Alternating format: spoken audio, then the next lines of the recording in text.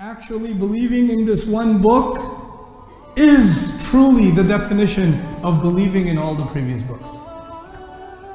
And this is so important to understand.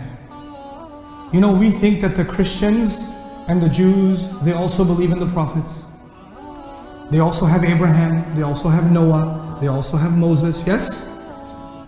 Let me tell you, they do believe in those prophets, but they don't believe in those prophets.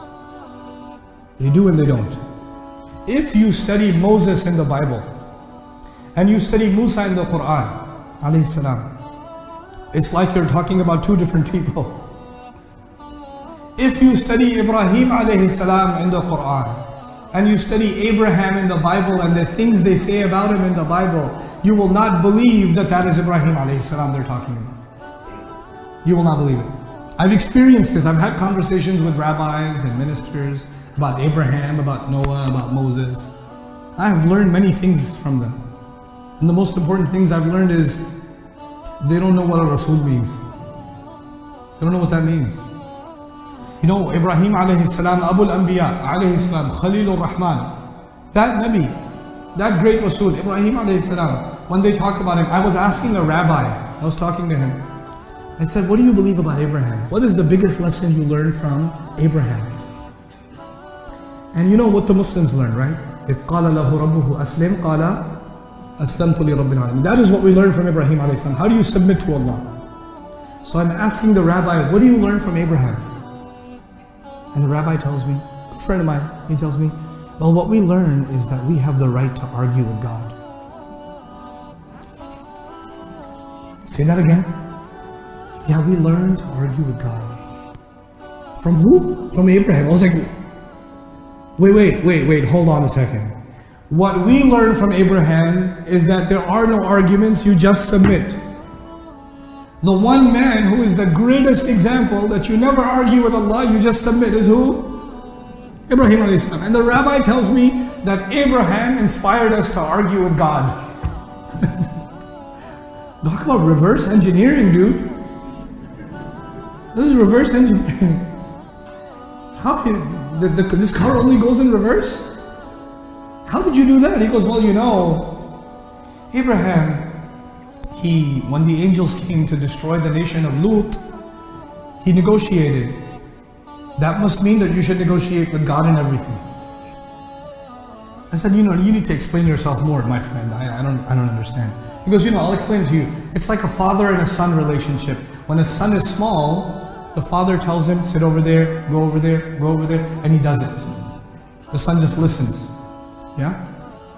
But when the son gets older and the father says, you should study accounting, and the son says, I think, Dad, I should study engineering instead. And he gives arguments, and the father says, okay, makes sense. So as the son gets older, he gets more mature, and he can make his own opinions, and he can argue with his father, and the father is proud of him, because my son is becoming a man, he can argue with me now. And I said, what does that have to do with Allah? We're not the son of Allah, ma'adallah. What are you talking about? He goes, well, you know, the idea is the older you get, the more mature you get, the more you have the right to what?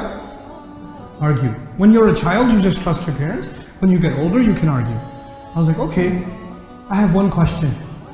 Ibrahim, they believe that the one that was slaughtered was who? We believe it's Ismail, they believe it is Ishaq. So I asked him, when Abraham slaughtered Isaac, or he was trying to slaughter Isaac according to you, was he a young man or an old man? Abraham was an old man. I was like, so as he got older, he should be arguing with Allah even more, yeah? According to you? So when the angels are going to kill another nation, he argues. But according to you, when he's going to kill his own son, he doesn't argue? He should at least say, yeah, look, that's my son. Can you give me a discount here a little bit? Can I just slap him instead of, you know? No. There's no negotiation. You know? فَلَمَّا أَسْلَمَا وَتَلَّهُ لِلْجَبِينِ. What are you talking about? He got older, but he increased in submission, not in negotiation. Oh, he goes, you make an interesting point. I was like, okay, that's enough then. That's the rabbi's way of saying, I don't want to talk to you anymore. is when they say, you make an interesting point. We, the Muslims, are actually, one of our jobs in the world is to restore the integrity and the beauty of all the messengers and all the previous books. And you can only do that when you share the Quran with the entire world. The Jews don't know who Moses is, I tell you. They don't know who Abraham is. The Christians don't actually know who Jesus is. We know who he is, and we have to tell them. People think when you give da'wah to Islam, you have to tell people who Muhammad is sallallahu alayhi wasallam. I argue they will not appreciate Muhammad sallallahu alayhi wasallam because they don't even appreciate their own prophets yet. The Quran has come to restore the dignity of their prophets.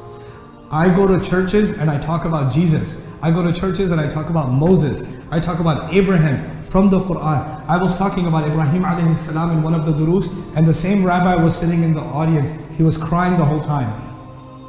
He was crying the whole time.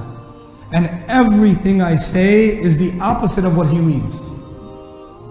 The opposite. And he's still crying. Because they know. يَعْرِفُونَهُ كَمَا يَعْرِفُونَ أَبْنَاءَهُمْ. They know. This is our job, people. We have to know this book and we have to share the beauty of this book.